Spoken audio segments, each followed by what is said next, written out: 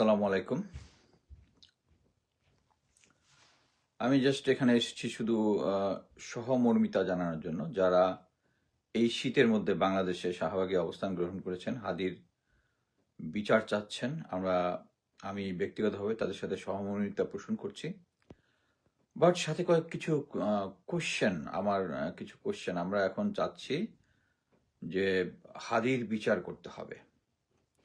So এর মধ্যে আমরা কি দেখলাম যে যারা অ্যাক্টিভিজম করতেছে তাদের ফেসবুক আইডি একটার পর একটা খেয়ে দিচ্ছে, আবার কিছু কিছু কপিরাইট ভায়োলেশন, মানে খুব ফানি ফানি মেটা যেটা করতেছে। আমি জানি না বাংলাদেশ গভর্নমেন্টের অ্যাকচুয়ালি এখন কিছু একটা, মানে মেয়েটার সাথে একটা অ্যাগ্রিমেন্ট নেওয়া আসা উচিত। সেটা হচ্ছে এর আগে যেটা হয়েছে, আমাদের প্রধান উপদেষ্টা তার অ্যাকাউন্টের মধ্যে অ্যাটাক, চিন্তা করা যায়। তার অ্যাকাউন্টের মধ্যে অ্যাটাক, তার ছবি গায়েব করে দিচ্ছে, হাদি সম্বন্ধে ভিডিও দিয়েছে সেটা গায়েব করে দিয়েছে। মেয়েটার যে ভারতীয় বংশোদ্ভূত যারা আছে তারা সবকিছুর এই নাটের গ্রুপ, এবং এই গ্রুপটা আগে কাজ করতে হচ্ছে আমাদের পলক আর এনটিএমসির জিয়া, খুনি জিয়া, যেটা তার সাথে একসাথে কাজ করতো। এই পার্টিরা এখন কাজ করতেছে হচ্ছে জেনারেল ওয়াকার আর গোয়েন্দা সংস্থাগুলোর সাথে। আপনি একটা জিনিস খুব করে দেখেন যে সবাই অ্যাক্টিভিস্ট যারা আছে সবার উপরে করতেছে, কাদের কাদের উপরে আক্রমণ হচ্ছে না বলেন তো?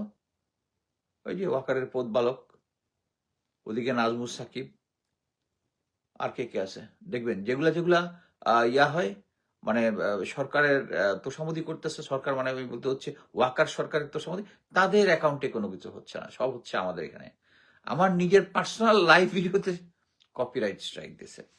বাট একটা জিনিস আপনারা বুঝবেন যে আমরা কাকে ধরতেছি। ফয়সাল হচ্ছে খুনি। ফয়সাল ট্রিগার টিপেছে, তাকে প্রশিক্ষণ দিয়েছে কে? আমরা দেখেছি মেজর সাদেক এবং তার ওয়াইফ, তারা মেজর সাদেক 198 দিন তার কার্যদেশ যে ইউনিট ছিল, ইউনিট থেকে অ্যাবসেন্ট হয়ে সে এতদিন ধরে সে আওয়ামী লীগকে ট্রেনিং দিয়েছে। এই ট্রেনিং এর ফসল হচ্ছে এটা। সো 198 দিন অ্যাবসেন্ট হয়ে, তো অ্যাবসেন্ট থেকে একটা মিলিটারি অফিসার, একটা সৈনিক 24 ঘন্টা অ্যাবসেন্ট থাকলে এটা ডেইলি রিপোর্টের মধ্যে ব্রিগেড হেডকোয়ার্টারে চলে যায়। মাসে 1 সপ্তাহ হয়ে গেলে এটা মানে ডিভিশন হেডকোয়ার্টারে চলে যায়, ওখান থেকে সরাসরি আর্মি হেডকোয়ার্টারে চলে যায়। আর অফিসারেরটা হচ্ছে ইনস্ট্যান্ট। মেজর সাদেক ট্রেনিং দিয়েছে এদেরকে গন্ডগোল পাকানোর জন্য, এখন গন্ডগোল পাকাচ্ছে, আর আপনারা ধরে নিচ্ছেন হচ্ছে ফয়সল হচ্ছে খুনি হচ্ছে মেজর সাদেক আর তার বস জেনারেল ওয়াকার, হাদির খুনি, ফুল স্টপ। এরা এদেরকে প্রশিক্ষণ দিয়েছে। আর আমরা এখন চাচ্ছি হচ্ছে হাদির বিচার কে করবে? এখন যে ভারতের যে অ্যাক্টিভিটিস আপনারা দেখতেছেন, যে মেয়েটাতে তারা এমনভাবে সিচুয়েশনটা করেছে যে হাতি একজন টেরোরিস্ট ছিল, ইসলামিক টেরোরিস্ট, এবং সেই অনুযায়ী, এবং এ ব্যাপারে বাংলাদেশের কোনো কিছু কথাবার্তা নেই। আমি এখন পর্যন্ত, হ্যাঁ, সরকার নিজেই এখানে অ্যাটাকের শিকার, বাট কথা হচ্ছে এইখানে আগে পলক যেটা সরকারের মাধ্যমে যেটা করতো, সেই সরকারটা হচ্ছে এখন হচ্ছে ইউনূস সরকার তো এটা ইচ্ছা করলেই পারে, মেয়েটার সাথে কথা বলতে পারে না যে এই সিচুয়েশনটা বাংলাদেশে হচ্ছে। আমি একটা জিনিস, ভালো জিনিস দেখলাম, ওই যে ফ্যাক্ট চেকার কদরুদ্দিন শিশির সবার ইমেল অ্যাড্রেস যেখান থেকে যে সমস্ত জায়গা থেকে স্ট্রাইক দেওয়া হচ্ছে এটা নিয়েছে। আমি মনে করতেছি যে সে কোনো অ্যাক্টিভিটিস করতেছে, তাদের সাথে কন্ট্যাক্ট করতেছে। অনেকের সাথে কন্ট্যাক্ট আছে, যেমন জুলকারনাইন স্যারের সাথে ফেসবুকে মেয়েটার একটা কানেকশন ছিল। যখন আমরা একসাথে শেখ হাসিনার করতাম, তখন একবার অ্যাকাউন্ট একবার খাইছিল, জুলকারনাইন স্যার আমার হেল্প করছিল, তাকে আমি থ্যাংক ইউ দিছিলাম। ওটা আবার এখন সে স্ক্রিনশট শেয়ার করে, তখন তাকে খুব অ্যাপ্রিসিয়েট করছে। হ্যাঁ, তখন তো তুই ভালো ছিলি, তখন তো তোর অ্যাপ্রিসিয়েট করবোই। এবং শেখ হাসিনা পতনে তার অবদান আছে, এটা অস্বীকার করার কিছু নেই। বাট এখন Walker is sucking someone's dick and you are sucking Walker's dick. This bloody Indian dogs. So এখন আলটিমেটলি হচ্ছে আমরা যতই বিচার চাই, আমাদেরকে দেখতে হবে ফয়সল শুধু ট্রিগারটা টিপেছে, আর এদেরকে ট্রেনিং দিয়েছে মেজর সাদেক, আর মেজর সাদেককে স্পেয়ার করে দিয়েছে হচ্ছে জেনারেল ওয়াকার। এখন শুধু দেখবেন যে আমি একটা জিনিস বলি, গত 3-4 দিন আগে একটা 3 বাহিনীর প্রধান গিয়েছিল প্রফেসর ইউনূসের সাথে দেখা করতে। ওই দিন রাতের বেলা জেনারেল ওয়াকারের বাসায় একটা বিশাল মিটিং বসেছিল। ওই মিটিং এর মাধ্যমেই এই যে এখন আপনারা দেখতেছেন না, এখন আমাদের জাহাঙ্গীর স্যার থাকবে কি থাকবে না, তারপরে খোদাবক্স রিজাইন অলরেডি দিয়েছে, শুধু এইটুকুই হয়েছে। আমি যেটা শুনলাম, Jahangir sir is very sick, উনি অফিসেও যাচ্ছে না, কি করতেছে, উনি ডিটারমাইন্ড যে উনি রিটায়ার করবে, মানে রিজাইন দিবে। এখন এই সিচুয়েশনটা একটা হজবরল একটা অবস্থা, এবং আমার কাছে যেটা মনে হচ্ছে যে ইন্টারিম গভর্নমেন্ট চাচ্ছে কোনো রকম একটা নির্বাচন করে বিএনপির কাছে ক্ষমতা দিয়ে চলে যাবে। আমরা কিন্তু এটা চাই না। বিএনপি ক্ষমতায় আসুক, কারো কোনো সমস্যা নাই, কিন্তু নির্বাচনটা সহি হইতে হবে। এইটাই আমরা, এমন একটা সেনাবাহিনীর কাছে আমাদের প্রত্যাশা একটাই যে যেভাবেই মানে ক্ষমতা নেওয়ার পরে করুক, কিন্তু 5 বছর পরে একটা নির্বাচন হবে, সহি নির্বাচন। এইটা সেনাবাহিনী ছাড়া কেউ এনশিওর করতে পারবে না। সো আমি ইন্টিমের মতো আমি বলবো না যে ইন্টিমের এখন যে অবস্থা, এবং আমি যেটা মনে করতেছি যে এখন যে হারে পাবলিক ডিমান্ড হচ্ছে জাস্টিসের জন্য, আমার মনে হয় যে আমরা দেখলাম ফয়সলের অ্যাকাউন্টে নাকি 127 কোটি টাকা চেক পাওয়া গেছে। কে দিছে এই সমস্ত ইনফরমেশন কিন্তু বেরোচ্ছে না। তখনই জনগণের মধ্যে সন্দেহটা দেখা দিচ্ছে। আমি মনে করি যে বিডিআর কমিশনের মতো যেন একটা কমিশন হয়েছিল, এই হাদির খুনি ধরার ব্যাপারে একটা উচ্চ পর্যায়ে কমিশন গঠন করা এখনই উচিত, যারা সমস্ত গোয়েন্দা সংস্থা পুলিশের কার্যক্রম ওভারসি করবে। কারণ ওই যে মানে এখন কি হয়েছে না হয়েছে আমরা সবাই বুঝতেছি যে গোয়েন্দা সংস্থার একটা অংশ আমাদেরকে বিভ্রান্ত করেছে যে সে আগেই ভারতে পালিয়ে গিয়েছে। পরে পুলিশ বের করলো যে না, আসলে তখনও ভারতে পালিয়ে যায়নি, আর জুলকারনাইন স্যার ওদিক দিয়ে বলে দিচ্ছে যে চলে গেছে। এরা সব হচ্ছে গোয়েন্দা সংস্থার পক্ষে কাজ করতেছে। গোয়েন্দা সংস্থা কার অ্যাডভাইজে কাজ করতেছে, ওই যে ওখানে আপা বসে আছে, আপার ইয়াতে কাজ করতেছে। ওই যে 5টা জেনারেল পালায় গেছে না, ওই 5টা জেনারেল এখন ইন্ডিয়াতে অপারেশন অফস্ট্রুম বানায় অফিস করে। যে আমরা লাস্ট মুহূর্তে দেখলাম না, মেজর জেনারেল কবির, আমার কোর্সমেট, সে পালায় গেল। কেন পালায় গেছে? সে পালায় যায়নি, তাকে জেনারেল ওয়াকার পাঠিয়ে দিচ্ছে। কারণ সে এই যে আইসিটি কমিশনের সে সাক্ষী দিয়েছে যে পুলিশের আইজি মামুন যেরকম তার আদেশে পুলিশ গুলি করেছে ছাত্র জনতার দিকে, কবির হচ্ছে সাক্ষী যে উনি, এবং এই সাক্ষ্যনামা ভিডিও এবং অডিও সবকিছু আছে আইসিটি ইয়াতে। এইটা যেই জেনারেল ওয়াকার বুঝছে, জেনারেল ওয়াকার কবিরে পার করাই দিয়ে দিচ্ছে। কবির ইজ নট দ্যাট স্মার্ট যে একা একা ইন্ডিয়া ইয়া করে। আমার কোর্সমেট আমি ভালো মতো জানি। সো আমরা যত যাই করি, আমি মনে করি যে এই মুহূর্তে একটা কমিশন গঠন করা দরকার। আর জনগণ যেভাবে ফুঁসে উঠতেছে, সেই ফুঁসে ওঠা আমাদেরকে থামানো যাবে না। আর এটার ফাইনাল একদম ক্লিয়ার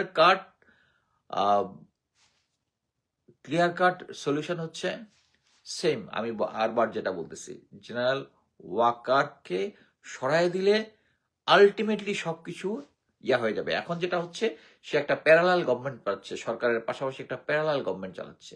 এবং প্রফেসর ইউনূস সরকার যে কতটা দুর্বল, আমি কয়েকদিন আগে শেয়ার করেছি যে আমার যে আমার যে রিটায়ারমেন্ট বেনিফিট, এটা জেনারেল ওয়াকার একটা চিঠি লেখা বন্ধ করে দিছে। এবং অ্যামেজিংলি একটা জিনিস হচ্ছে, আমি একটা মিলিটারি অফিসার, আমি গেজেটেড অফিসার, আমাকে যদি কোনো কারণে বেনিফিট বন্ধ করতে হয়, আমাকে চাকরিচ্যুত করতে হবে। চাকরিচ্যুত করার কোনো সুযোগ নাই।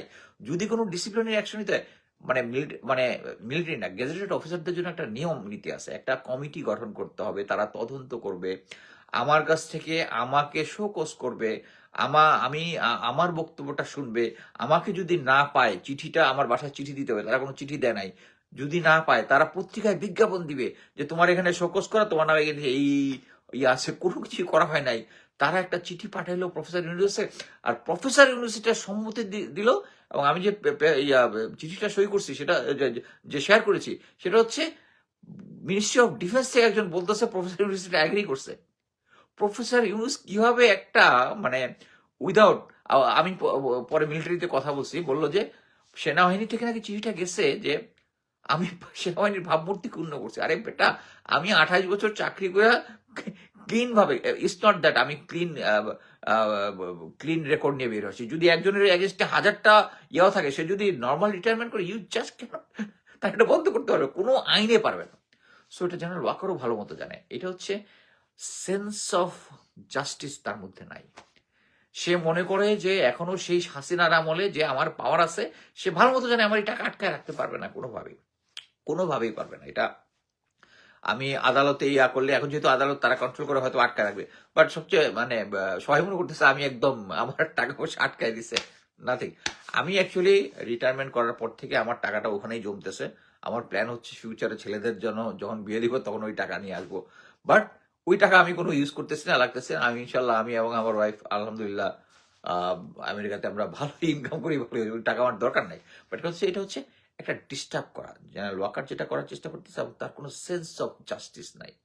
সো এরকম একটা সেন্স অফ জাস্টিস যার নাই, মিলিটারির সেনাপ্রধান হয়ে গেছে সে, ওই যে জামাই কোটাতে, আওয়ামী লীগের জামাই।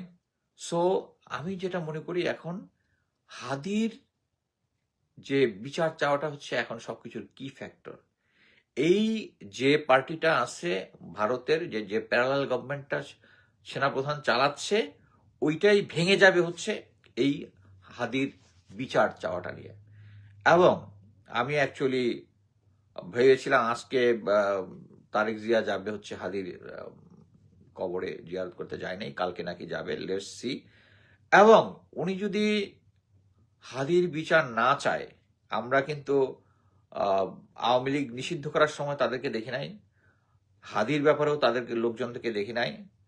এবং আমি এইটা যদি হয়, আমরা হয়তোবা ফিউচারে যে কি বলে, এই যে বিডিআর কমিশনের যে রিপোর্টটা হয়েছে, এটার ব্যাপারেও তারা, সেনাবাহিনীর লোকজন তার দিকে তাকায় আছে। কিন্তু সেনাবাহিনী তাদেরকে, এই জেনারেল ওয়াকার ওই ব্রিগেডিয়ার শামসকে পাঠিয়েছিল লন্ডনে, আমি বলছিলাম যে লন্ডনে পাঠিয়েছিল, তার সাথে তখনই জুলকারনাইন সাহেবের সাথে একটা কানেকশন করে দিয়েছিল ব্রিগেডিয়ার শামস, যে তারা বিএনপিকে পাওয়ারে নিয়ে আসবে। আমার মনে হয় না সেনাবাহিনী যারা গ্রাউন্ডে কাজ করে তারা ওই সিনিয়রদের এই আদেশটা মানবে। তারা, আমরা চাই একটা সহি ইলেকশন, সেনাবাহিনীর গ্রাসরুট লেভেলে যারা আছে তারা আমাদেরকে সহি ইলেকশন ইনশাল্লাহ দিবে। বাট কথা হচ্ছে এই যে ভারতীয় হেজিমনিটা আমরা এখনো ভাঙতে পারতেছি না।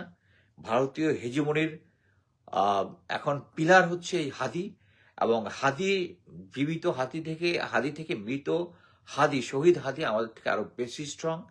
এবং এইটাই ভারত বুঝতে পেরেছে যে তারা যে হাদিকে মারার মানে মারিয়ে যে আমাদের ভিতরে একটা ভীতি সঞ্চার করতে চাইছে, ভীতি সঞ্চার করতে তারা পারে নাই।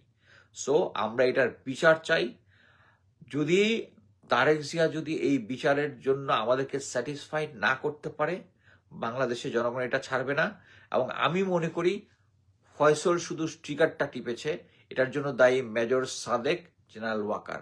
আমরা এই আন্দোলনকে ইনশাল্লাহ, যদি হাদির ব্যাপারে কোনো বিচার আমরা না পাই, আমরা ওয়াকারের দিকে হাঁটা ধরবো ইনশাল্লাহ।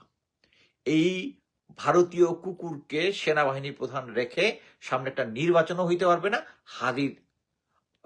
হাদির বিচার হবে না, সেই সবকিছু প্রতিবন্ধকতা তৈরি করে রাখছে। ইনকালাব জিন্দাবাদ।